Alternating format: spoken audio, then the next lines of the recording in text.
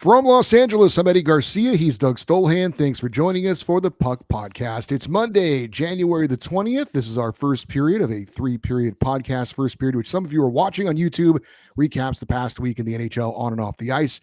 Our second period is our interviewer special feature segment. This week, Doug will have a chat with Trevor Beggs, the host of Locked On Canucks, to talk about all the drama in Vancouver.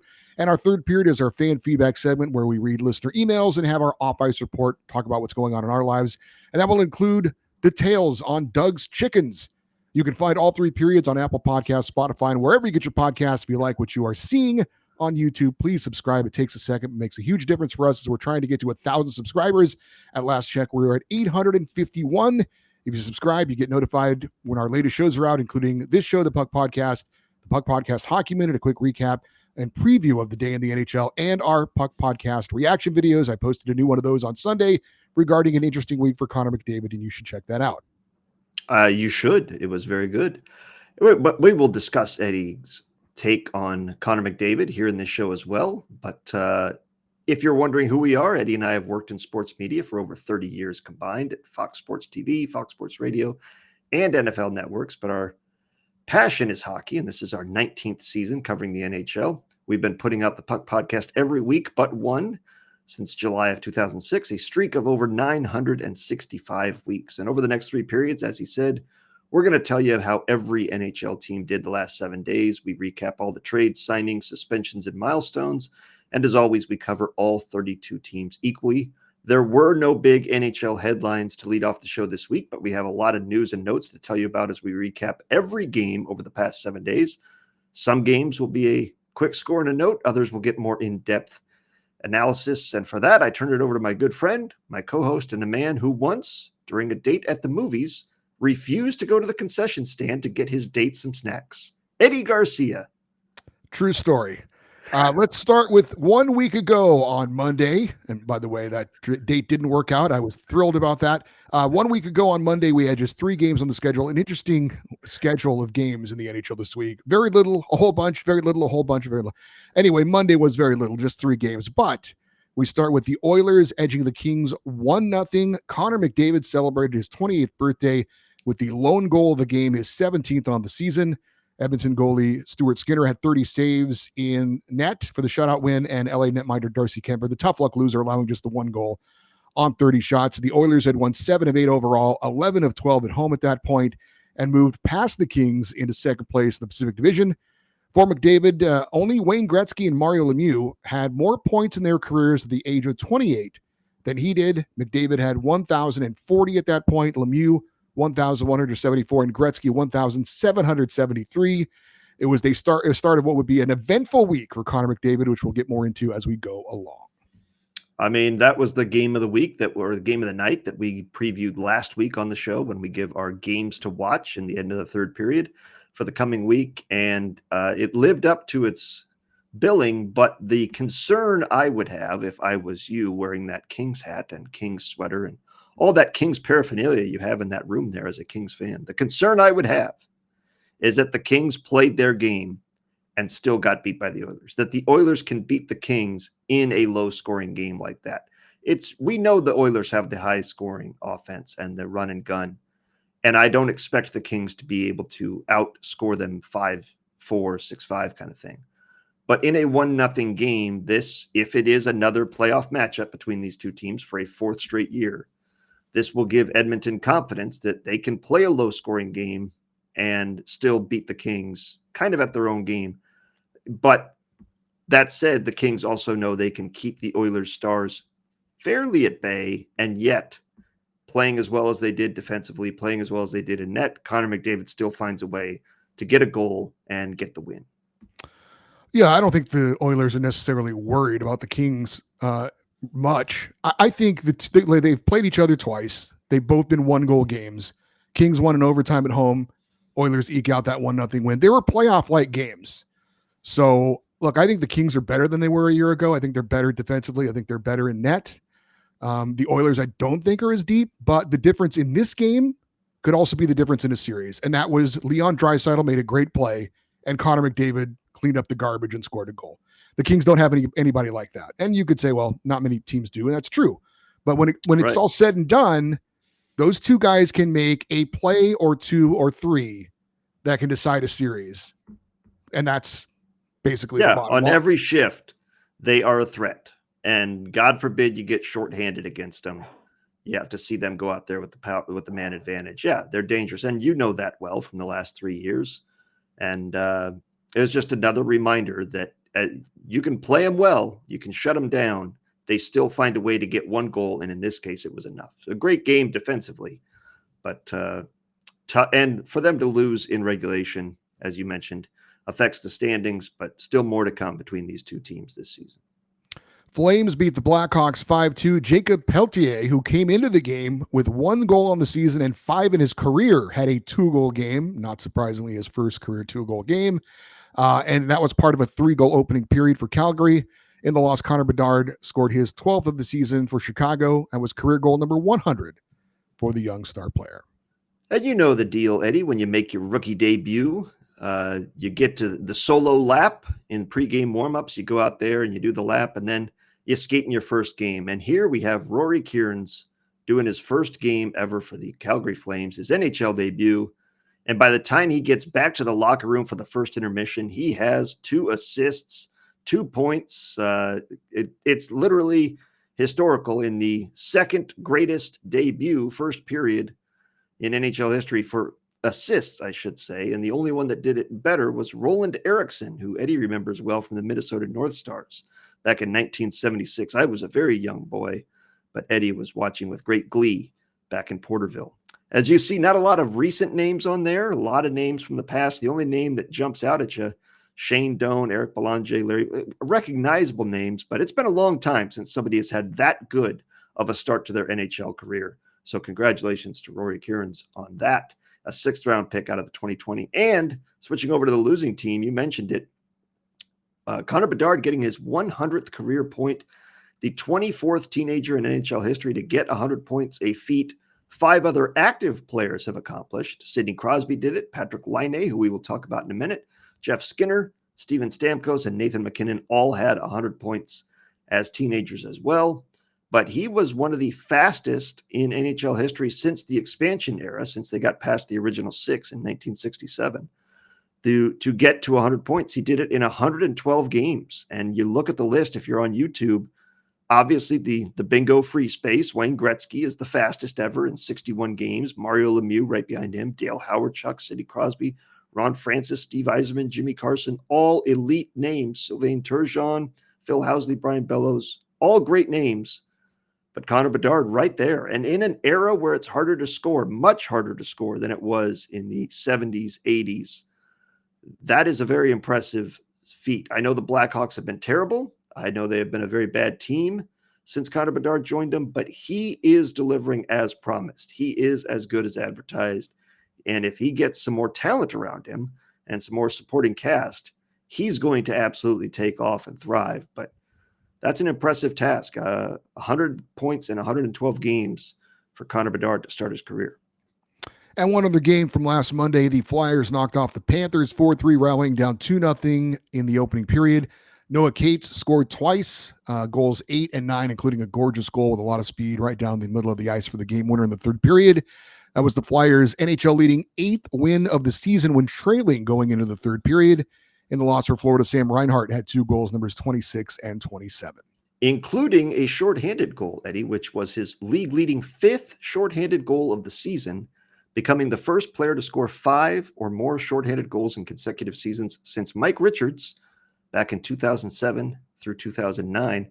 And Reinhart this season has 5 shorthanded goals. No Ducks player has more than 4 power play goals. Oh, my. And you wonder why I've lost my enthusiasm for sports. F that team, F that coach. You always look on the negative side of things. Moving on to so Tuesday. Look forward to. Tuesday, 13 games on the schedule, 10 more than the previous night. We'll start with the Red Wings' 7-game winning streak coming to an end with a 6-3 home loss to the Sharks. San Jose had 6 different goal scorers, including Tyler Toffoli with his 16th of the year. In the loss for Detroit, Ville Husso allowed 5 goals on 23 shots. Vladimir Tarasenko, who I honestly had forgotten was on the Red Wings team, had a pair of goals, numbers 5 and 6, to snap an 18-game goalless streak, and Lucas Raymond added his 18th of the year.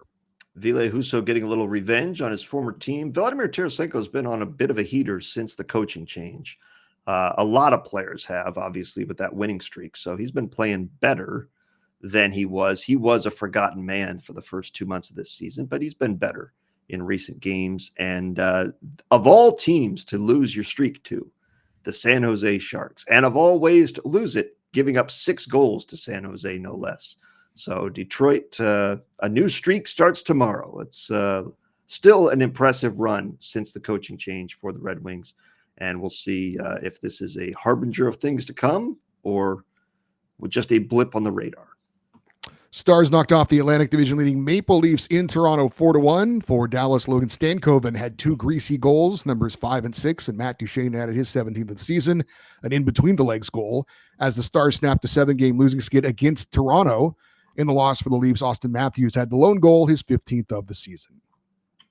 Panthers edged the Devils 2-1 in a shootout in New Jersey. Anton Lundell had the shootout game winner, and goalie Spencer Knight earned the win with a 26-save performance. The defending champs moved just 1 point back of Toronto for the Atlantic Division lead at that point.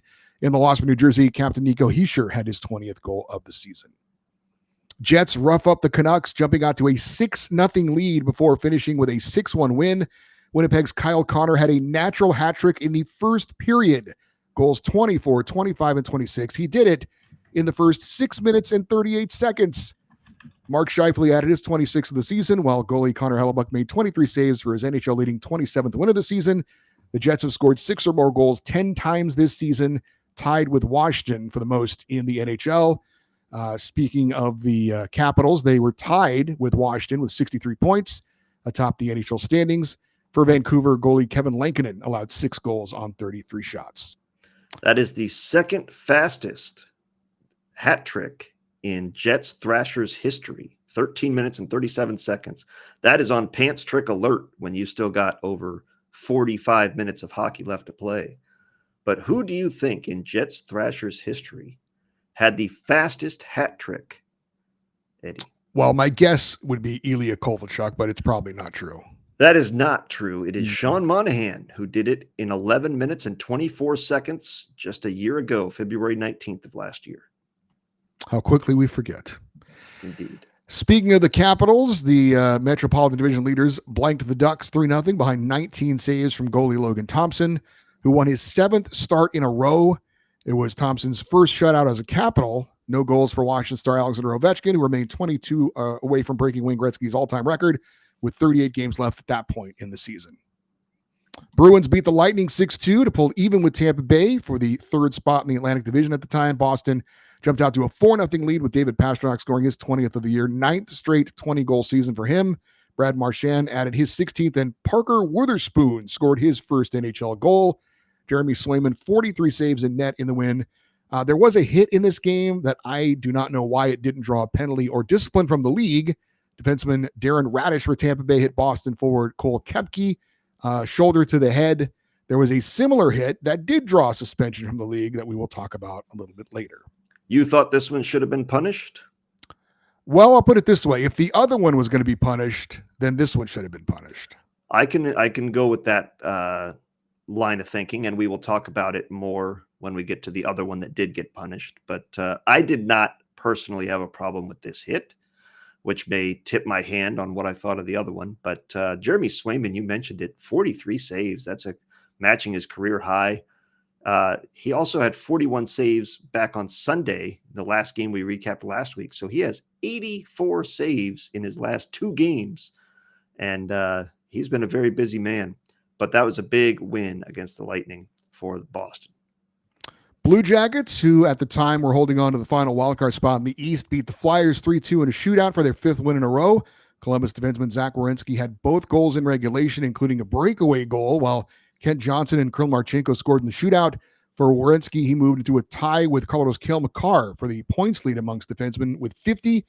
And at the time, he also had a 17-game home point streak, 7th longest such streak in NHL history. And he would have a chance to continue that later in the week, and we will talk about it later in the week. But obviously an amazing start to the season. He's the 2nd fastest Blue Jackets player in history to get to 50 points. Only Artemi Panarin did it faster in 43 games. And Artemi Panarin is a forward. and a very good one. Zach Werenski, a defenseman, having 50 points in 44 games, absolutely cooking. Among active defensemen, that's the sixth fastest of anybody. Erik Karlsson had 37 games, or 50 points in 37 games back in 22-23. Cale Makar with 39, John Carlson and Quinn Hughes and Rasmus Dahlin all beat him, but still an absolutely impressive start for Zach Werenski. The Blue Jackets are loving it. Avalanche got by the Rangers 3-2 in overtime. Colorado had won 8 straight against New York. Defenseman Devon Toews scored the overtime game winner after Arturi Lekkonen's 16th of the season tied it up with 1:23 left in regulation. NHL leading scorer Nathan MacKinnon had 2 assists, giving him 55 assists and 70 points on the season at that point. The Predators beat the Pacific Division leading Golden Knights 5-3. Steven Stamkos had 2 goals, numbers 13 and 14, both coming in Nashville's 4-0 lead that they jumped out to. Ryan O'Reilly scored his 13th, Philip Forsberg his 12th. For Vegas, all 3 goals came from Pavel Daraforev, who had a natural hat trick in a losing effort, his first career hat trick. How about this? That was the 1,000th win in Predators history, the second fastest any franchise has gotten to 1,000 wins. The fastest is Philadelphia Flyers in 2018 games, Nashville in 2020, so just 2 games slower. That record will not hold for long, by the way. Vegas is going to catch that in about 1,500 games, the way they're playing. Canadians knocked off the Utah Hockey Club on the road 5-3. Kirby Dach had 2 goals, numbers 7 and 8. Cole Caulfield added his 24th of the season, and Patrick Laine scored his 10th of the season, not on the power play, his first even-strength goal of the season. Rookie defenseman Lane Hudson had 3 assists, and he leads all rookies with 35 points. Utah dropped to 6-10-4 on home ice, the fewest home wins in the NHL this season. Yeah, we got to put some respect on Lane Hudson's name because he is putting together an incredible rookie season. Again, from the blue line, he is the, as you said, the NHL leader in assists among rookies with 30 now. Second fastest rookie in Canadians history to reach 30 assists, joining fellow defenseman Chris Chelios, who did it in 38 games. And he's the fastest rookie blue liners, one of the fastest in NHL history to get there. You see on screen there, if you're watching on YouTube, that Chris Chelios keeps the franchise lead at 38. Lane Hudson did it in 43 games. But look at the names ahead of him. The only one that I don't immediately recognize is Stefan Persson with the Islanders back in the late 70s. But Larry Murphy, Brian Leach, Chris Chelios, Nick Lidstrom, all absolute legends of the game. And Lane Hudson is off to that kind of start, literally a historic start for his career. And this guy, I think, is making a push to be the Calder Trophy winner. Again, from the blue line, having that kind of production is incredibly impressive. Well, maybe being a Montreal Canadian will help him a little bit. I don't know, but offensive players, they get all the attention. So he'll have to have a supernatural season to, I think, overcome the goal scoring of Matvei Michkov and Macklin Celebrini. To your point, if he was on Utah, he would have no chance. But he's on an original 6 team in a Canadian market. He will get a lot of media coverage and push at the end of the year if he continues on this pace. Blues got by the Flames 2-1. Radek Faksa scored the game-winning goal in the third period on a deflection, while goalie Jordan Bennington led the way with 26 saves in net. St. Louis improving to 9-1 in their last 10 games against Calgary. Flames still had a 1-point lead on Vancouver for the last wildcard spot in the West. Senators blanked the Islanders on Long Island 2-0. Ottawa goalie Levi Merilainen made 24 saves in the shutout, while Adam Gaudette's 14th goal of the season was all the offense the Sens would need. Ottawa trailed Columbus by 1 point for the final wildcard spot in the East at that point. And the Kraken down the Penguins in Pittsburgh 4-2, down 2-1 going into the third period. Seattle scored 3 unanswered goals to pull out the win. Eeli Tolvanen's 8th of the season was the game winner. It came 49 seconds after Jamie Alexiak tied it, and then Capo Caco added an empty netter to seal it. In the loss, Brian Rust had his 17th for Pittsburgh. By the way, Pittsburgh goalie Tristan Jarry allowed 3 goals on 17 shots. And after the game, the next day was placed on waivers. He cleared waivers and was sent to the AHL. Also for Pittsburgh, Evgeny Malkin returned to the lineup from injury. And also this week found out that he got his house robbed, which is a thing right now amongst professional athletes. NFL, NBA, and now NHL players have gotten their houses robbed. I don't know if this is some sort of a organized thing, or if people Right. are just like, hey, so and so got his house Opportunistic robbed.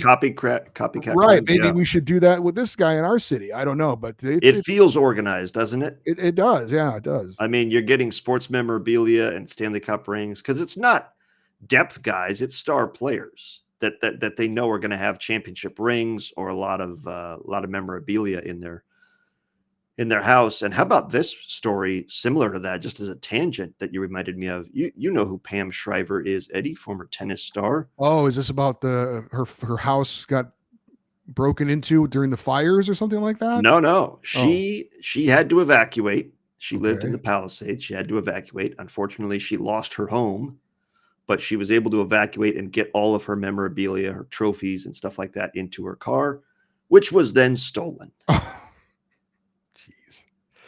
People suck. Well, not all people, but some certainly do. A lot more than should. Well, well, There's more good than bad in this world, but the bad really, I know. one piece of crap in a room stinks up the whole room. So I you understand. really you pay attention to that. But anyway, it's I believe Malkin got some of his stuff back, but still, I talked to you about this when it happened. I would, if I was a star athlete, certainly, I would negotiate it into my contract that I get private security at my house during games and road trips, because this is, as you said, a thing. And I don't want to have to worry about it or have to leave somebody behind. My family comes to the game. It's absurd. And just like I would, if I was an owner, I would provide a limousine or a ride service to every player and say, if you get caught drinking and driving, we're going to void your contract. Give us a Yeah. call. But Well, I did see as part of the story that he had his stuff in his safe, which and was which unlocked. was unlocked. So Yeah. might want to lock the safe. Yeah. I would say that is accurate. We move on to Wednesday, just 2 games, and the Oilers beat the Wild in Minnesota 5-3. Connor McDavid, a pair of goals, numbers 18 and 19. Zach Hyman added his 15th as Edmonton won for the 7th time in 8 games at that point. McDavid also passed Jari Kurri for second on the Oilers' career points list. For Minnesota in the loss, Matt Boldy and Marco Rossi each scored their 17th of the season as Minnesota continues to play without star Kirill Kaprizov due to injury. But back to McDavid, also had a sneaky elbow to the jaw of Wild forward Marcus Johansson in this one. It went unpenalized and undisciplined by the league. Johansson ended up being placed on injured reserve with a suspected concussion. We'll have some more on Connor McDavid and perhaps some discipline coming up for him. But it was, Well, again, an not from eventful that. week. No, not Not from from that. that. Not from No, that. this one. And unfortunately, if you watch this game or you go back and watch the highlights of this elbow, it was absolutely intentional. He's doing a skating past him, a drive-by, and the puck is behind McDavid, and Johansson is turning to go play the puck. And McDavid, I don't think, as you said in your podcast reaction video, I don't think he meant to hurt the guy, but he obviously stuck the elbow out, which is illegal. The elbow caught him right on the chin. He's not expecting to be hit. He reacted, very demonstratively and went down in a heap. And that's an intentional elbow to the head of another player that injured him. How do you not punish that if you're the league? It's beyond me. But it takes away from his great night, which is, as you said, getting him past Jari Kurri, one of the NHL 100 greatest players and a Hall of Famer and one of the Oilers' greatest players for second most points in franchise history. Obviously, Wayne Gretzky is first, and McDavid has a long way to go to get to him, but he's certainly capable of it. But Jari Kurri, Mark Messier, when you're ahead of those guys in career points for the Oilers, that's amazing. Leon Draisaitl will catch and pass those guys in another year or two at the most. So you're looking at an era of Oilers hockey where you have two of the three most productive Oilers players in franchise history on the team at the same time. And it gets back to what Eddie talked about. When you have those two guys on your team, how do you defend against those guys in a 7-game series? You may be able to shut them down for a period. maybe even a whole game, but a 7-game series, very difficult to do. And it's why they made the 7th game of the Stanley Cup final last year. It's why they are a Stanley Cup favorite again this year. 2 absolutely elite players, and McDavid, man almighty, he is something else. And every team is looking for a guy like that in the draft when they win that draft lottery, but they do not come along very often. No, they do not. Sabres surprised the Hurricanes in the other game of the day on Wednesday. 4-2 was the final. Ryan McLeod, first career hat trick for Buffalo, goals 8, 9, and 10.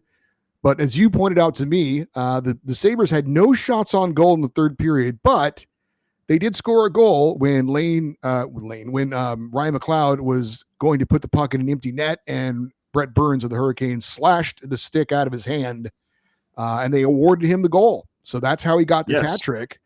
That was the 5th time in NHL history a player recorded a hat trick on an awarded goal. Yeah, it's the first time in NHL history a team has scored a goal in a period they had 0 shots on goal, and the puck never went in the net. So again, the score is 3-2. Sabres are leading. It's late. The Hurricanes pull their goalie.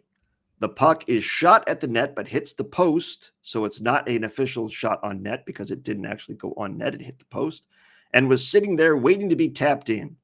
And as you said, Ryan McLeod is skating in. Brent Burns says, "Not so fast, my friend," knocks the stick out of his hand. That's a penalty. Because there's no goalie, you don't get a penalty shot. It's just an automatic goal. You're not allowed to bring the goalie back out and defend a penalty shot. So it's an automatic goal. So yeah, rain the hats down for a guy that never shot the puck, never put the puck in the net. And he will remember his first ever career hat trick as being very memorable and very historic, and that he didn't actually score 3 goals. And that's a rare feat in the NHL. The only teams, by the way, that's the third Sabres hat trick. The only teams that have more hat tricks this year, as bad as the Sabres have been, the Lightning, the Maple Leafs, the Jets, and the Avalanche. So those are all great teams. The Sabres, not so much. But when they get goals, they come in bunches. There have been some interesting things happening in Buffalo, and we'll have another one coming up here in just a little bit. On Thursday, 13 games on the schedule, and the Capitals beat the Senators in Ottawa in overtime, 1-0. The lone goal scored by Washington star Alexander Ovechkin. That is career goal number 874, moving him 21 away from breaking Wayne Gretzky's career goal scoring record. He has 21 goals in 29 games. And according to the Ovechkin goal tracker, he's scheduled to break the Great Ones record on April 4th. That would be at home against Chicago. That would be in game 77 of the 82 game schedule. That, of course, is if he is on pace, stays on pace for his what the goals are that he's scored so far this year. Go ahead. I was going to say he scored against Levi Merilainen, the Senators goalie, which is the 179th goalie he has scored against in his NHL career, which passes Jaromir Jagr for the highest in NHL history.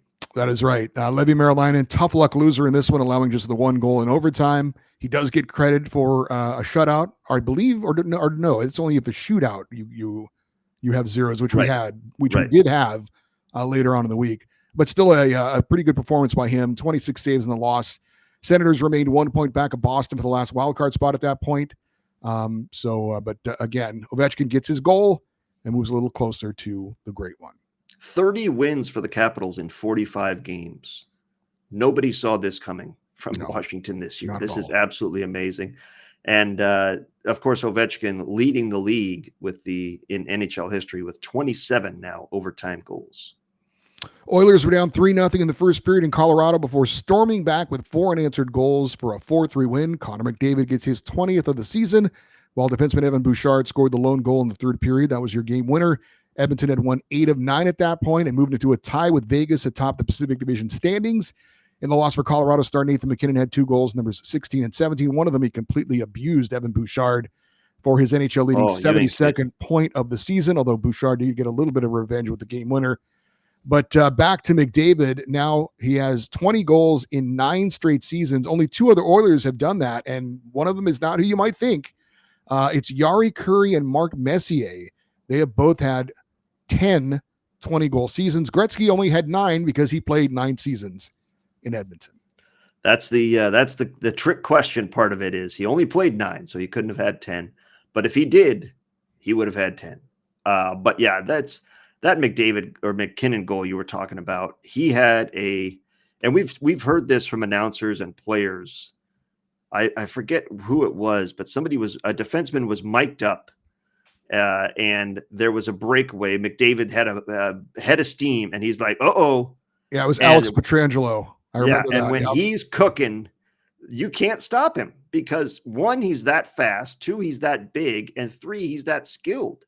So Evan Bouchard is skating backwards as fast as he can. Now, nobody can skate backwards as fast as other players can skate forward. That's just natural. But he's got no chance. McKinnon put the puck right through his feet, like intentionally knows he can't play it, put it through his feet, skated right around him, and had a clean shot to score the goal. And Bouchard was absolutely helpless. That was the NHL's equivalent of getting posterized. Just absolutely embarrassed. You're trying your best to defend it, and you get absolutely embarrassed. So amazing skill from Nathan McKinnon, man. That is just so impressive and so fun to watch. And that's why that game was our game of the week going in, because you've got some of the most skilled players in the world on the ice. And it's like an unofficial all-star game with McDavid and Draisaitl and McKinnon and Rantanen and Makar.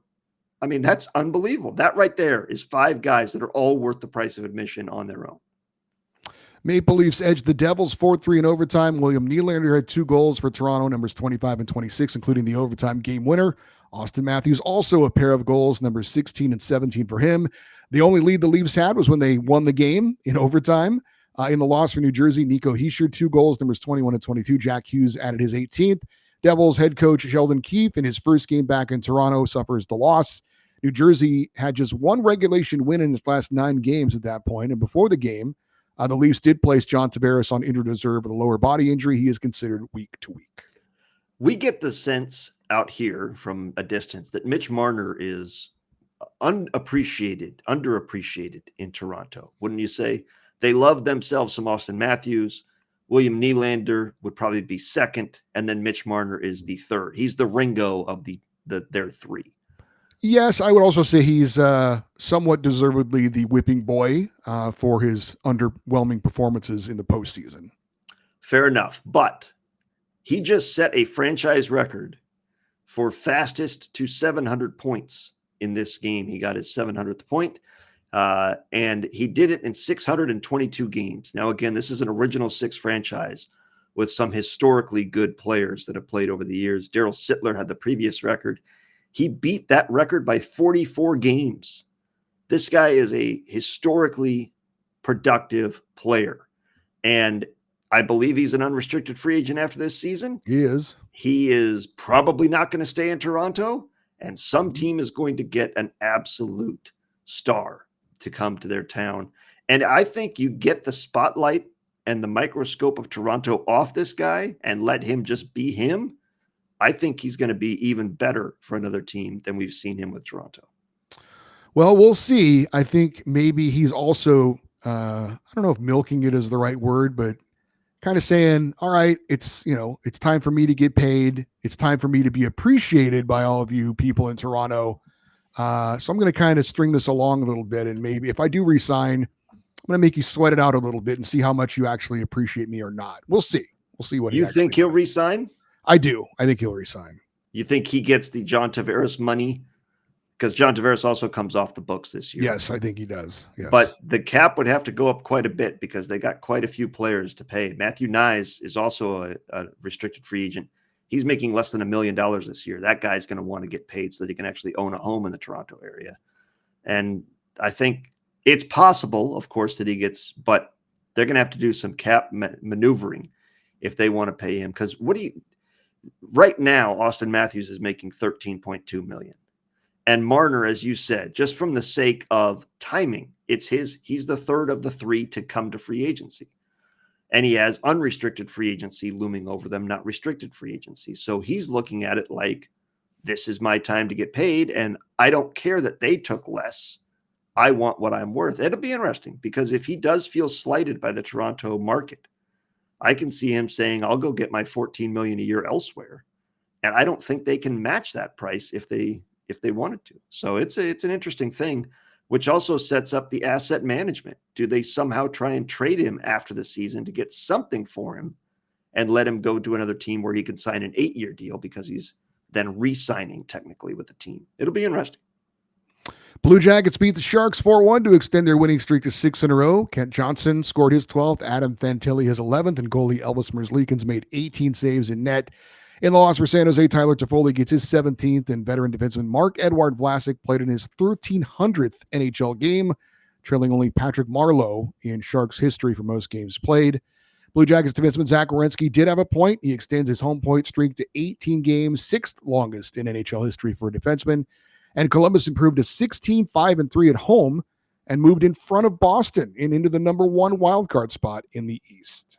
Fire the cannons, man. What a great story for this team and this franchise after the tragedy of the offseason. And if you look at the longest home point streaks, which Zach Werenski is now on with 18 games, the names ahead of him are not defensemen. They are all forwards. And yes, Nathan McKinnon he's on there a couple times, but what Zach Werenski is doing from the blue line is absolutely amazing. And the note down there at the bottom, if you're looking on YouTube, is if he continues this streak, the Stadium Series game, which they are hosting against the Detroit Red Wings, will be his 23rd, which will get him up there with Joe Sakic and Nikita Kucherov in the top 4 of players in the last 30 years. But absolutely amazing. By the way, the record for a defenseman scoring streak at home is 25 games by Bobby Orr back in 1974-75. The last one that went this long, 18 games, was Brian Leach back in 1991-92. So it has been a long time since we have seen a defenseman on this kind of a home scoring streak. And I hope it continues. By the way, Eddie, before we get this graphic off, what do you think of those jerseys? I was going to say that exact same thing. I love it. They've got a cannon on there. They've got the cannon on there for their Stadium Series jersey. It's very unique. It's different. Got the state of Ohio bordering the A and the C for the captaincy there on the jerseys. That's one that I would buy if I was a fan of the Blue Jackets. That is, and I would get a Werenski jersey because he's having a historic year. And I love the cannon. I wish they would embrace it. Bring back Boomer. Just keep him away from the kids. It's not going to be good. But they always, I don't know if you've noticed this, but when they show the highlights, they have the guy firing the cannon. He's dressed up like some Civil War guy, and he always makes some funny face or has some funny pose as the cannon is going off. It's I find it quite humorous.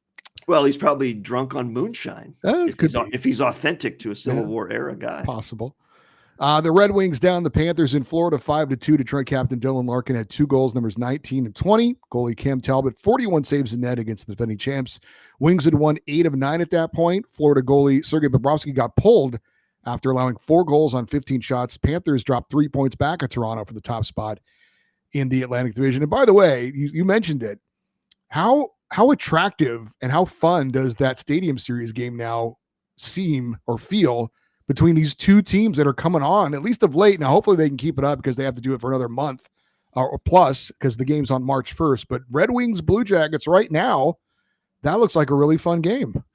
Well, compare it to the Blues Blackhawks that nobody gave 2 dungs about. Absolutely, that's a great game. That could have playoff implications. These could be teams in or fighting for a wild card spot. Absolutely. And I'm looking forward to that. I will actually watch that game. 1, because it's going to be a good game. 2, because Columbus hasn't gotten to host something like this yet. So getting them a chance to be in the spotlight is exactly what we've been calling for. So when the NHL does something that we've been asking for, I have to reward them with my viewership. I can't be a hypocrite. So I will be watching that game, and I will be rooting for Columbus to have a big victory in their first opportunity to be in the NHL spotlight. And they've been great at home. We'll see if that home continues. Even though that's not outdoors. That's the tricky part. Is it's not. It's a home game on the paper, but it's not. And there's going to be a lot of Red Wings fans in attendance, and it's going to be a much different day. The routine is going to be disturbed for sure. Canadians beat the Stars in Dallas 3-1. Montreal scored twice in the third period to pull out the victory, with Alex Newhook's deflection being the game winner. Rookie goalie Jakub Dobeš, 32 saves in net to improve to 4-0 on the season and his career. And all 4 wins have been on the road against really good teams: Florida, Colorado, Washington, and Dallas. Montreal 11-2-1 in their last 15. They moved 1 point out of that final wildcard spot in the East at that point. Stars leading goal scorer Rope Hentz did not play in this game. He would also miss their next game as well with an upper body injury.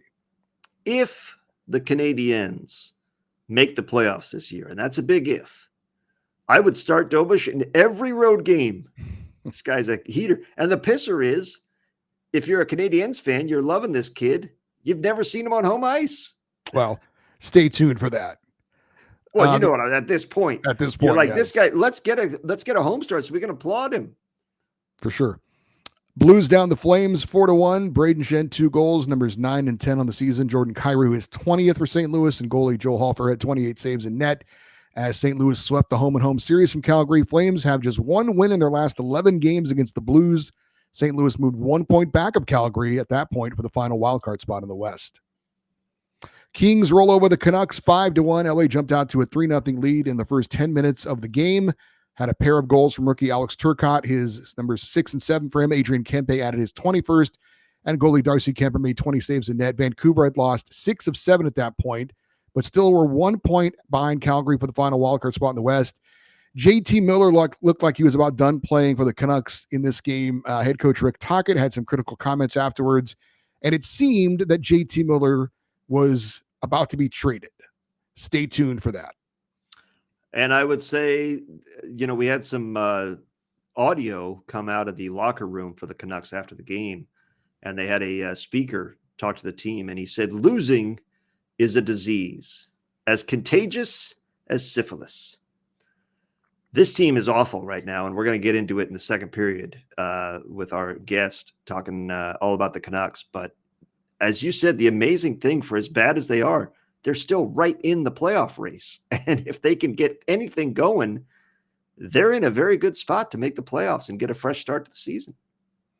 Central Division leading Jets got by the Kraken 2-1. Defenseman Dylan DeMello scored the game winner for Winnipeg with 27 seconds left in regulation. Mark Scheifele had his 27th of the year, and Connor Hellebuck had 18 saves in net, gets his league-leading 28th win of the season. I talked about Dylan DeMello with the game-winning goal. Did you know he's one of 3 defensemen on the Jets that has the first name Dylan? There's Dylan DeMello, Dylan Coughlin, and Dylan Samberg. Come see our Dylans. Come see our Dylans, absolutely.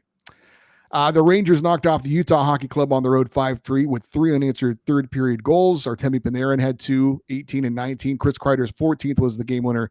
Utah drops to 5-8-4 at home this season. Lightning down the Ducks 4-3 in a shootout. Jake Kensel had a goal in regulation, his 22nd, and the only goal in the shootout. Braden Point added his 26th of the season. And defenseman and captain Victor Hedman recorded his 600th career assist, adding to his own franchise record for Tampa Bay. Just happy the Ducks scored a goal. Well, stay tuned. There's another game coming up, and then we'll That's see how what I that mean. goes. That's why I say it. The game before they got shut out, the next game they get shut out, they score a goal. Hey, I got to find the batteries for that goal light. Well, I've got one here. The Flyers down the Islanders on Long Island, 5-3. Philadelphia outscored the Islanders 3-0 in the second period. In the loss for the Islanders, Andre Lee did get his 20th of the season. Also in this game, forward Maxim Siplakov put a controversial hit on Flyers forward Ryan Poehling. It did not draw a penalty. It did cause an injury. Siplakov would end up getting suspended by the Department of Player Safety for 3 games. And so we'll bring it up again. I thought this hit was very similar to the hit by Darren Radish in the game against the Bruins. It was interesting that both of the hits were reviewed and neither got a penalty during the game, but one got suspended and the other one didn't. So again, was it reviewed when they review it in the game? Is it reviewed by the officials in the arena or by Toronto and the league office? I'm pretty sure it's reviewed by Toronto. I think those are reviewed by the referees because it would make no sense if Toronto reviewed it and said no penalty, and then came back and said you're suspended 3 games. Yeah, since when does that have to make sense, though? Well, I'm saying if I was Siplikov, I would have said, you reviewed this and didn't have anything wrong with it at the time. Why am I being suspended now? So I think it was just the officials in the arena to determine if there needs to be a major penalty, match penalty. But it may be in conjunction with them. You know what I mean? It may be they all discuss it, because if not, why are they getting on the headset? They can just talk to each other if they're just looking at the well, the you know, they've got the officials up in the press box that you and I talked to during. Yeah, you and I talked to them during intermissions. Well, those are off the off ice officials are not. Those aren't referees or anybody that's like the eye in the sky. Their eye in the sky is in Toronto. Well, either way, we are agreed that this should not have been a suspension. I believe, correct? You don't believe that should have been a suspension. Well, I just want them to be consistent. Well, that's never going to happen. If they, because there was head contact on both of these hits, but it was kind of hit the shoulder and it kind of goes through to the head. And sometimes they go after those and sometimes they don't. I just want them to say, if there's head contact, then that's going to be subject to suspension or not. I don't know. Just let me know what it is, because I don't know what it is right now. Well, and it's confusing when one is. Would you agree both those were similar hits? Yes. Okay, so it's obviously confusing when one gets a 3-game suspension and the other one doesn't get anything. 100%. And I did not think this deserved a suspension, and I disagreed with everything the NHL said in their video announcing this suspension. He did not target the head. He was skating back to defend his goal. It's a shorthanded opportunity for the Flyers. Ryan Poehling gets a shot off less than a second before Siplikov hits him, so it was not well after he had let go of the puck. It was in the motion of shooting. They said Poehling didn't do anything to change the position. Yes, he did. He shot the puck and stopped his momentum going forward. If he continues going forward, Siplikov's going to hit him right in the shoulder. Instead, he stopped and got hit in the head. That's on Poehling, not on Siplikov. He's committed to the hit, and he did not rise up. He didn't pick the head. He didn't put his elbow out. He didn't do anything other than try and go through the body, exactly what they're saying to do. And yeah, he hit him in the head. That's not by itself illegal. Targeting the head, picking the head, hitting a defensive player, that's all illegal. You can still hit a player in the head legally with a legal check, and that's what I thought this was. I thought it was a ridiculous 3-game suspension, especially considering what you talked about with the Radish play earlier in the week. And of course, the NHL won't address that. And of course, there's not enough media like us, like other shows. Like if that was in the NFL or the NBA, it would be dissected and answers would be demanded by national media in all their chat shows all week long. What about this? What about that? They're going to do it all week with the Mahomes getting the roughing the passer calls and the ones that didn't go against the other teams. But there is no media like that for NHL, not nationally, certainly not in the United States. And in Canada, they don't care because it's not a Canadian team. They couldn't care less what happened between the Islanders and Flyers.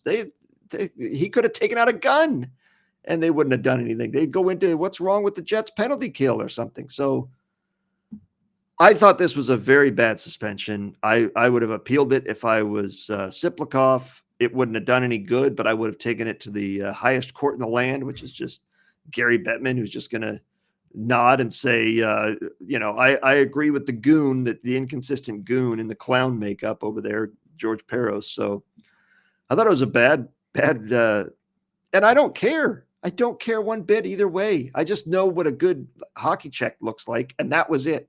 And I'm sorry that Ryan Poehling got hurt. I'm sorry that he got hit in the head violently, but that happens in hockey. It's a violent sport played by large gentlemen going very fast. This isn't the All-Star game, and that is to be expected when you stop and shoot the puck and the guy's flying from his own offensive zone. He's been flying the entire length of the ice to deliver a hit. All right, there was one other game on Thursday to mention. That was the Predators edging the Blackhawks 3-2 in a shootout. Steven Stamkos had a goal in regulation, his 15th, and in the shootout as well for Nashville. Philip Forsberg added his 13th of the year, also his 300th career goal. In the loss, Connor McDavid, another goal for Chicago, his 13th on the season. 2 games on Friday. The Hurricanes edged the Golden Knights 3-2. Seth Jarvis, 2 goals for Carolina, numbers 14 and 15, including the game winner in the third period. Vegas started the week tied with the Jets and Capitals for the most points in the league, 61, and they've now lost 4 of their last 5 at this point. They were overdue for a slump. Long overdue. I would say so. Penguins beat the Sabres in Buffalo 5-2 with Pittsburgh goalie Alex Nedeljkovic making history. He is the 16th goalie to score a goal in NHL history and the first ever with a goal and an assist in the same game. He had the secondary assist on a Cody Glass power play goal in the second period, and then an empty netter, the 5th goal of the game in the third period. Oh, by the way, he also had 40 saves in net. Rickard Rakell, his 23rd goal of the year. Brian Rust, his 18th. Buffalo had just 6 wins in their last 24 games at that point. And I also saw, getting back to Alex Nedeljkovic, I saw this on social media. I didn't confirm it, but they also claimed he's the only goalie ever to score a goal in 3 different leagues, the ECHL, the AHL, and now the NHL. That is correct. And what a night for him. I was amazed he was not one of the 3 stars of the night. That seems egregious, right? No, he was, of course. You know who's pissed and embarrassed, Eddie? Ryan Shea and Jack St. Ivany. Okay. Do you know who either of those gentlemen are? No. They are guys that play for the Pittsburgh Penguins. They've played 19 and 20 games, respectively, this season. No goals. And they have no goals. But they take a back seat to the man that was in the locker room, clapping but not smiling for the Penguins that night, Ryan Graves. He's played 33 games for the Penguins this season. He has 0 points. Wow. Alex Nedeljkovic had 2 points as a goalie in 1 game, and Ryan Graves has 0 points in 33 games. And remember, Graves can skate past center ice. He can enter the offensive zone. You're telling me he hasn't once chipped it in deep to Crosby or Rust for a goal? Raquel, never? I guess not. That is painful. That's embarrassing. When the goalie has a 2-point lead on you and you've played 33 games that season. By the way, Nedeljkovic took a hit from one of the Sabres when he made that shot, I guess just out of frustration. And then his celebration was pretty awesome. He jumped into the bench with his teammates to celebrate that goal. I mean, you got to love the goalie, the old handshake line and leading the way, but absolutely go all out if you score a goal as a goalie. As you said, only the 16th goalie in NHL history to score, first one to have a goal and an assist. What a night for Alex Nedeljkovic. And Tristan Jarry, put on waivers 2 days earlier, has just got to be like, well, I'm not getting this job back. All right, we move over to Saturday where we had 15 games on the schedule on Hockey Day in Canada. I don't know if that played a role in 15 games in the schedule, but let's get to it. The Avalanche bounced back from that tough loss to the Oilers with a 6-3 win over the Stars. Arturi Lehkonen, 2 goals, numbers 17 and 18, along with 2 assists. Cale Makar, 2 goals, numbers 14 and 15. He reaches 100 goals in his career from the blue line. Nathan McKinnon had an assist for his 73rd point of the season in Colorado. Moved into a tie with Dallas for the 3rd spot in the Central Division at that point. In the loss of the Stars, Jason Robertson had 2 goals, numbers 13 and 14, in 40 seconds, and they were the exact same goal. He was at the side of the net, and he banked it in off the goalie. So I guess he figured if it worked once, let's try it again. Matt Duchene, his 18th goal of the season in the loss for Dallas. Cale Makar with his 100th goal and the 6th fastest defenseman in NHL history to reach 100 goals. The fastest ever was George Boucher, man I'm not familiar with, but he did it in 223 games. Bobby Orr is second, Paul Coffey, Ray Bourque, Denny Potvin. Those are the guys that you definitely recognize, but George Boucher has the record for the fastest defenseman to reach 100 goals. Of note, though, another guy, Baldy Northcott. Somebody may be yelling at their speakers. What about Baldy Northcott? He got 100 goals in 302 games, but he also skated as a forward, so it does not count. Baldy was a cheater. No, I don't know about that. Lightning down the Red Wings 5-1. Tampa Bay got goals from each of their top line players, maybe the best number 1 line in the NHL. Braden Point, 27th. Jake Gensel is 23rd, and Nikita Kucherov his 21st goal of the season. For Kucherov, he picked up his 600th career assist, joining his teammate Victor Hedman, who did it, I think, 1 game before. He did it this week, I know for sure. In the loss for Detroit, Lucas Raymond gets his 19th of the season. Cam Talbot allowed 5 goals on 16 shots before getting pulled after the second period. Maple Leafs rally to beat the Canadiens in Montreal 7-3. The Habs are up 3-0 after the first period. And then the Leafs reeled off 7 unanswered goals, including 5 in the third period. William Nylander gets his 27th. Austin Matthews his 18th. 7 different goal scorers for Toronto. Sam Montembeault in net for the Habs allowed 6 goals on 33 shots. Patrick Laine did get his 11th goal of the season. It was on the power play, his 10th power play goal of the year. First time ever, the Leafs rallied down 3-0 to beat the Canadiens in Montreal. Is that right? That's what I was told. Well, how about this? You mentioned Austin Matthews scoring his 18th goal of the year. That was his first career shorthanded goal. So not a man that gets a lot of penalty kill time, but he did in this one and made the most of it. So probably a guy you'll see on the penalty kill a little bit more down the stretch. Rangers snapped the Blue Jackets 7-game winning streak with a 1-0 win in the shootout. Vincent Trocheck, the only player to get a puck into the net. He was the shootout game winner. This was the game I mentioned. Both goalies do get credit for a shutout in this one. Igor Shesterkin, 27 saves in the win. Danil Tarasov, 26 saves in the loss for Columbus. New York at that point, 6-1-2 since we've turned the calendar over to 2025. So maybe the Rangers are finally getting things turned around here a little bit. Yep, they're still not in a playoff spot, but they are very close, as we will get to at the end of the first period here. Capitals beat the Penguins 4-1 to improve to 7-0-3 in their last 10 games. They took over the NHL overall points lead with 67. Alexei Protas gets his 19th of the year. Defenseman Jacob Chychrun his 13th of the season, while goalie Logan Thompson 19 saves to improve to 21-2-3 on the season. He's top 3 in goals against average and save percentage. So maybe keep an eye on Logan Thompson as a Vezina finalist dark horse there. He's allowed 6 goals in his last 6 starts. Not bad. No goals for Alexander Ovechkin or Sidney Crosby, but Crosby did get an assist and moved out of a tie with Marcel Dion for 6th on the NHL's all-time assist list. That was their first matchup this year, but not their last, between Crosby and Ovechkin, the longtime rivals and friends off the ice.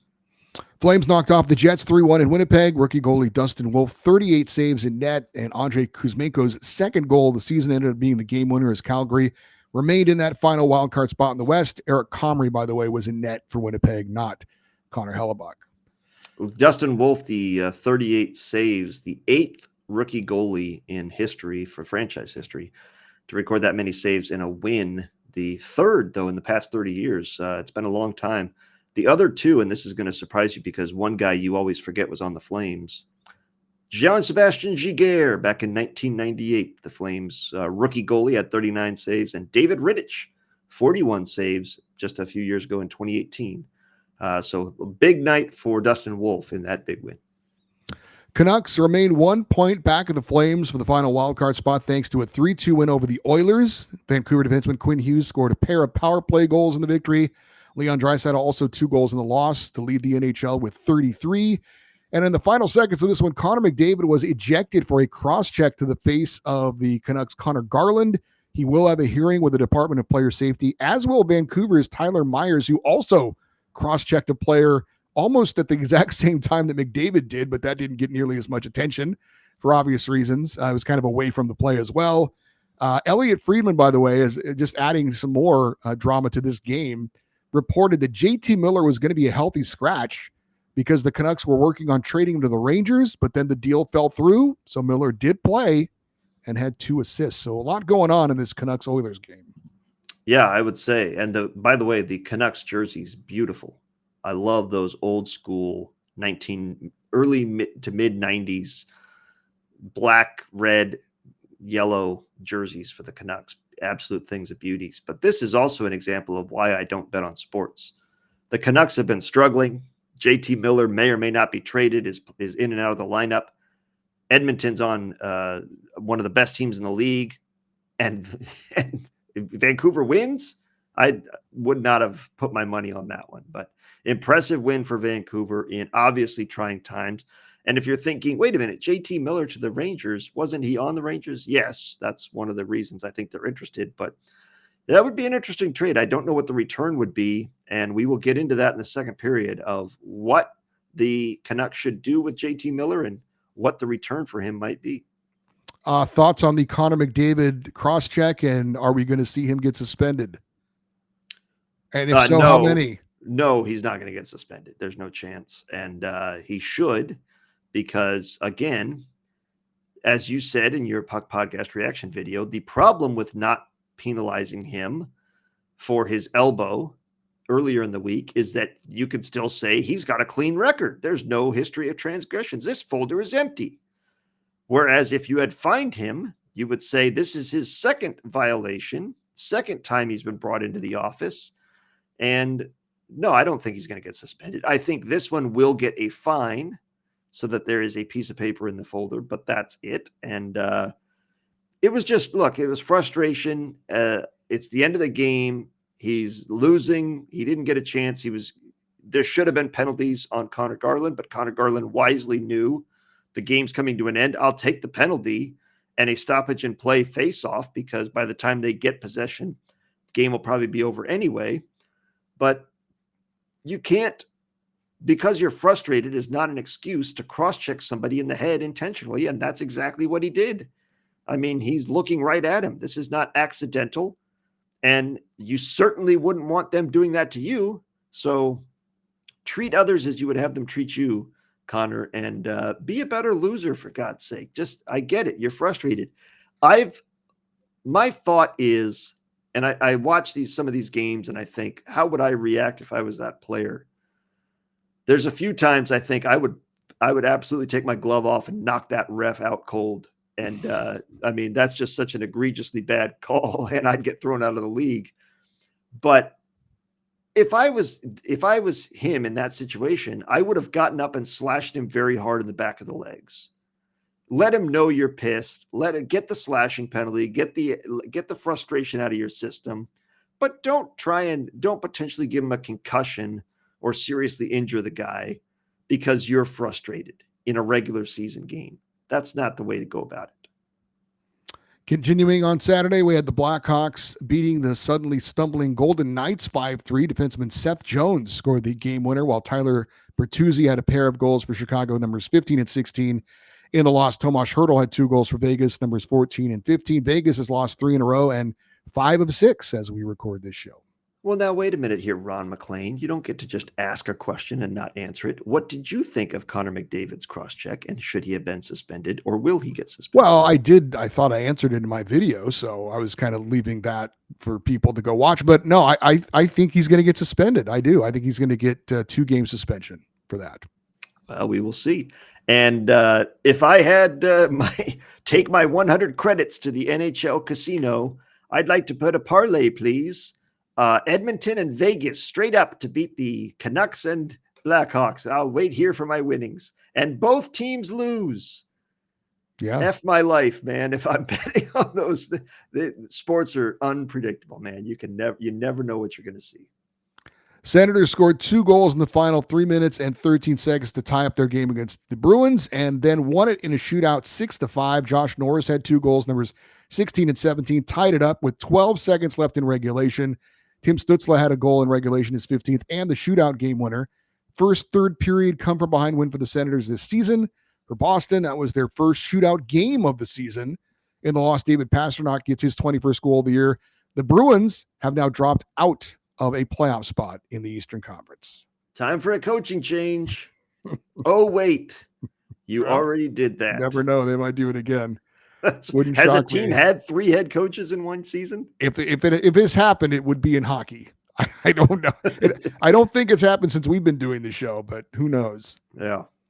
The Flyers beat the Devils in New Jersey 3-1. Rookie Matvei Michkov gets his 14th of the year. Bobby Brink's power play goal in the third period was the game winner, while Travis Konecny's 21st of the year into the empty net iced it. Devils had a season-low 13 shots on goal in that loss. Woof. Absolutely terrible. That means if I was in net, the score would have been 13-3.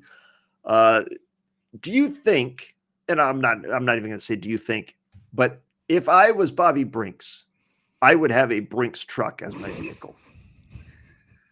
Can you buy those? I would buy a decommissioned one, and I would have, Brinks. I mean, my At name's on the least, side. at It's least, very safe. at least have an endorsement deal. Although, do they have commercials for I Brinks? don't think they need to advertise. No. Okay. Are you going on the road? Would you like to keep your valuables? Are you a pro athlete? Call Briggs Trucks. We'll load up our storage van, take your stuff, and bring it back to you when you're back from the road trip. Like Evgeny Malkin's dialing now. The Panthers blanked the Ducks 3-0. Spencer Knight, 34 saves in the shutout. Anton Lundell and Jesper Boquist each had their 11th goals of the season. Anaheim went 1-4-1 on their 6-game road trip and were shut out 3 times. Florida's Sam Reinhart was assessed a major penalty in this game, a game misconduct for a knee-on-knee hit on Isaac Lundestrom, who had to be helped off the ice.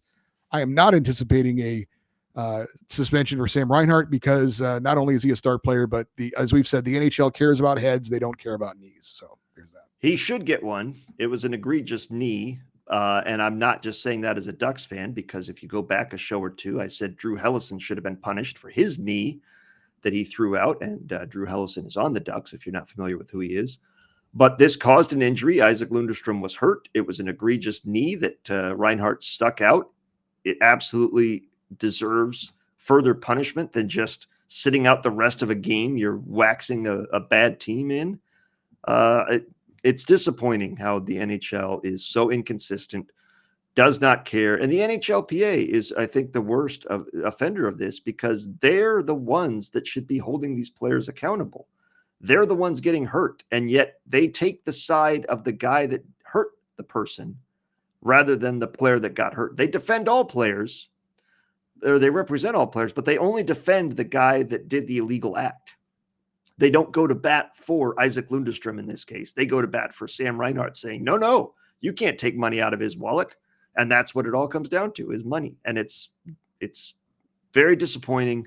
And when I saw that, Isaac Lundestrom's not a star player. The Ducks are not a good team. That doesn't matter. It was an illegal act that injured a player. It was, I thought, obviously illegal, intentionally illegal, should be a suspension. Kraken beat the Kings 4-2. Jaden Schwartz had a hat trick, goals 14, 15, and 16. His first hat trick with Seattle. And Capo Caco had a 3-assist game. He's looking pretty good in his new uniform there with the Kraken. In the loss for LA, Adrian Kempe, his 22nd goal of the season. Predators beat the Wild 6-2. Philip Forsberg, a 4-point game for Nashville, 2 goals, numbers 14 and 15, and 2 assists. He also recorded his 81st career power play goal. That's a new franchise record for Nashville as he passed Shea Weber. Steven Stamkos added his 16th of the year in the loss for Minnesota. Matt Boldy gets his 18th of the season. Nashville playing a little better lately as we end the week. They're 5 wins in the last 5 games. 3-game winning streak, though. Still a long way to go. I mean, they're looking up in the standings at the Ducks, and that ain't a good place to be. Utah Hockey Club down the Blues 4-2. Clayton Keller gets his 15th along with 3 assists, and Logan Cooley gets his 14th goal of the season. And Logan Cooley's 50th NHL assist, the 7th youngest active U.S.-born player to get the 50 assists. So a lot of disclaimers there, but still a team that has not had a lot of success this year, but Logan Cooley is off to a good start. He's 20 years old, has the only other guys that have scored 50 assists faster than him that are U.S.-born: Patrick Kane, Clayton Keller, his teammate, Matthew Tkachuk, Jack Eichel, Austin Matthews, and Zach Werenski. Good company there, and he is off to a good start. So if he and Clayton Keller can stick around, they got a couple of dynamic scorers there to build around in Utah. Islanders down the Sharks 4-1. New York goalie Marcus Hogberg made 18 saves, while Brock Nelson scored his 13th of the season. Before the game, the Islanders inducted Brett Sutter into the franchise's Hall of Fame, to which I say, what took so long? His last game for the Islanders was in 1992. You're just now getting around to it, huh? Okay. Yeah, he was finally available. We give at the end of the third period, we give our games to watch for the coming week. This is one you would have had to tie me into a chair, Clockwork Orange style, and peel my eyes open to make me watch the Islanders and Sharks. No interest whatsoever. And on Sunday, we wrap it up with 3 games. The Senators down the Devils 2-1. Zach Ostapchuk scored his first NHL goal, while Artem Zub gets the game winner in the third period. Anton Forsberg, 25 saves in net. Ottawa moved to 5-0-1 in their last 6 games and moved into the final wildcard spot in the East. New Jersey had dropped 4 in a row and have just 2 regulation wins in their last 11 games. The last time the Senators held the first wildcard spot or higher at the halfway mark of the season or later, so this late in the season, was 2017, which is when they went to their last Stanley Cup playoff appearance. So a good omen, and they are still without Linus Ullmark. So getting wins without their number one goalie, very impressive for the Ottawa Senators. Canadians got by the Rangers 5-4 in overtime. Patrick Laine scores the overtime game winner on the power play, his 12th of the year. Yuri Slafkovsky tied it up with the only goal of the third period, and Captain Nick Suzuki added his 14th of the year. Rookie goalie Jakub Dobeš won his first home start, and he's now 5-0 in his career. In the loss for New York, Chris Kreider gets his 15th, Alexis Lafreniere his 12th, and Jonathan Quick took the loss, still stuck on .399 as far as career wins. But the Rangers did pick up a point, now 5-0-3 in their last 8 games. Dobeš is the 13th goalie in NHL history to win each of his first 5 career games, and just the 8th one to do it in his first season. The others spanned 2 seasons, get a couple games here, and then next season you come back a little bit more. The others that have done it, by the way, all in one season, Martin Jones, a name we might remember from recent history back in 2013, 2014, Bob Froese, Wayne Thomas, Frederick Anderson, back with the Ducks, Ken Dryden, a great name, Frank McCool, and Nolan Schaefer. So Frank McCool, that's a fantastic name. What's your last name? McCool. No. What's your real? Come on, man. I mean, that sounds like a family that fled Europe after the war or during the war and just came up with a new name, because how do you have a last name of McCool? It sounds like a private eye from a sitcom in the 80s. This week on McCool. Yeah, Frank McCool is on the case. Yeah, but great start for Jakub Dobeš, obviously. I mean, why would they not be giving him more starts? Ride the hot hand. Guy's got 5 wins in 5 games. Get him back out there. And by the way, Lane Hudson, another assist. He's got an 8-game scoring streak now. First Canadians rookie to have an 8-game scoring streak since Stéphane Lebeau back in 1989-90, and his 35th assist of the season, tying Tom Curvers for the second most helpers by a Canadians rookie defenseman. And again, he's got a long way to go. The only one that has more is Chris Chelios, who had 55. So he still has 20 assists to go to get the franchise record. But this is a original 6 franchise, and he is having a historically good rookie season for him. And our final game of the week, the Stars defeat the Red Wings 4-1. Dallas jumping out to a 3-0 first period lead and never look back. Jason Robertson, his 15th. Wyatt Johnston, his 11th. And Jake Ottinger made 33 saves in net. Dallas now 10-3-1 in their last 14 games. For Detroit, they've lost 3 of 4. And is the coaching bump now over? We shall see. When you lose 3 of 4 and one of them is to the Sharks, it's officially the end of the coaching honeymoon. So now the work begins for Todd McClellan to find a way to get his team back on that winning momentum that they had, as they are back in a playoff race, and these games matter for them. We're going to get to the standings in a second, but Detroit is not too far out of it, though there are a lot of teams between them and the playoffs. All right, let's check the standings after all those games from the past week. We'll start in the Pacific Division, where we have a dead heat atop the standings between the Vegas Golden Knights and the Edmonton Oilers. Both have played 46 games. Both have identical records of 29, 14, and 3, and both have 61 points. I'm not sure what the next tiebreaker is, if it's head-to-head, but goal differential. Regulation wins first, and that is 26. That's why Vegas is technically in first. They have 26. Edmonton has 22. But regulation overtime wins. Edmonton has 29. Vegas has 28.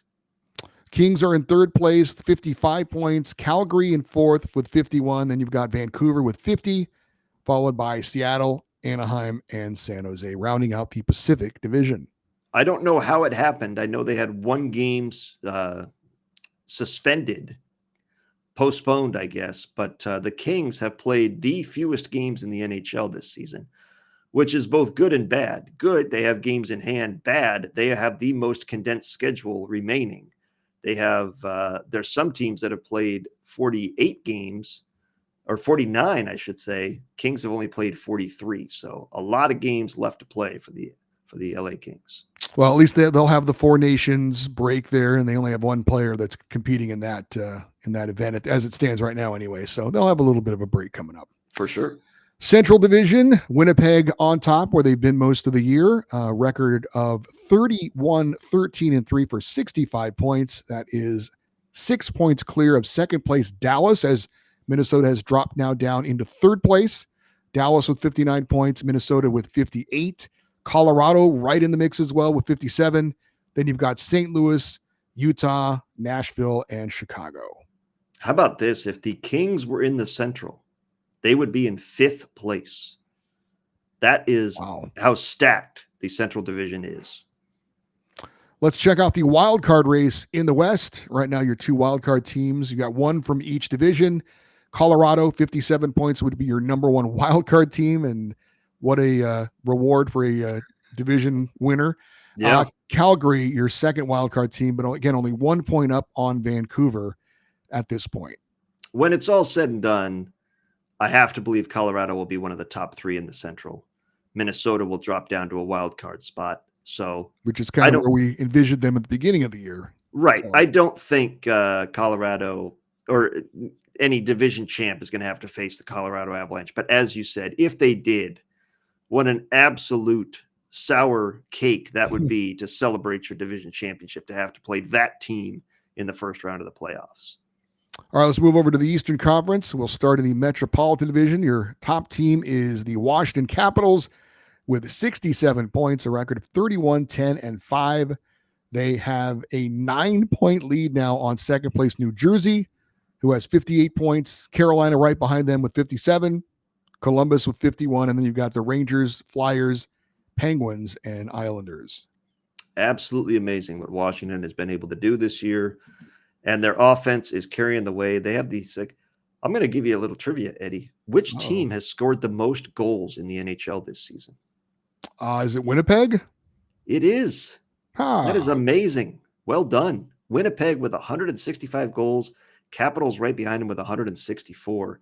And both teams have allowed, well, for Winnipeg, Winnipeg 113, Capitals 114. So huge goal differential for both teams. But what a season so far for Washington. Washington leading the NHL right now with 67 points. They've got 2 more points than the Winnipeg Jets. As for the Atlantic Division standings, Toronto on top with 60 points, a record of 29-16-2. They've got a 3-point lead over the Florida Panthers, who sit in second place. Tampa Bay has taken over the third spot, and dropping like a stone is your Boston Bruins. As I mentioned earlier during the show, they are out of a playoff spot at the moment. Ottawa is in fourth place and Montreal in fifth place. Ottawa with 52 points. Montreal with 50. Boston also has 50 points, but they've played one more game than Montreal. Then you've got Detroit and Buffalo rounding out the Atlantic. How about this for the playoff race, the wild card spot there? Ottawa as the top wild card and the Columbus Blue Jackets as the second wild card if the season ended right now. Yeah. 0 people would have had that as their prediction for the Boston playoffs. Boston and the New York Rangers. Everyone had them as at least playoff teams. Maybe Boston is a wild card, maybe for people who, but they were definitely in there. We'll see when it's all said and done. But yeah, that's wild to see Ottawa and Columbus right now as your 2 wild card teams in the East. I love it. I love it. Those are 2 fan bases that deserve the success, and I hope they both make it. No offense to Rangers or Bruins fans, but you've had a lot of success in recent years. These 2 teams haven't, and God knows Columbus Blue Jackets deserve some success after what they went through in the offseason. I would love to see them make the playoffs and see what they could do with after we saw them pull off the historic upset a few years ago in the first round, beating the Tampa Bay Lightning after their President's Trophy winning season. It would be amazing to see them in the playoffs for sure. All right, Doug, that'll do it for the first period. Unless there's something I missed, was there any note, any interesting story, anything that you can recall that I failed to mention in the first period? Do you want to give the league leaders That's the only I thing. will let you do that. How about that? All right. Your goal leader is Leon Draisaitl with 33 goals. Then you have 4 players tied for second with 27 goals: William Nylander, Braden Point, Sam Reinhart, and Mark Scheifele. Your points leader is Nathan MacKinnon with 73. Leon Draisaitl is second with 69, and Nikita Kucherov is in third with 68. As for your goalie leaders, it's always tricky because some guys play a lot, some guys don't. Let's go with win leaders. Connor Hellebuck has 28 wins. Jake Ottinger has 23. Logan Thompson and Jacob Markstrom both have 21. Your goals against leader, again, a little bit tricky, but of the guys that have played a lot, Connor Hellebuck still under 2.0. He's at a 197 goals against average for the season. Logan Thompson in second with a 2.09, and Darcy Kemper of the Kings with a 2.10. Your save percentage leader, obviously, are going to be very similar. Connor Hellebuck with a 929 save percentage. Anthony Stolarz, I think we can drop him off now as he's only played 17 games. So let's go to Logan Thompson in second with a 925 and Darcy Kemper with a 922. All right, that'll do it for our first period of our YouTube show. If you enjoyed this and want to hear more, check out the remaining 2 periods of this show on our podcast. Just search Puck Podcast on Apple Podcasts, Spotify, and wherever you get your podcasts. If you are listening to the podcast, the second and third periods are coming up. If you're watching on YouTube, I'm Eddie Garcia. He's Doug Stolhand, and we'll talk to you next Monday with another edition of the Puck Podcast.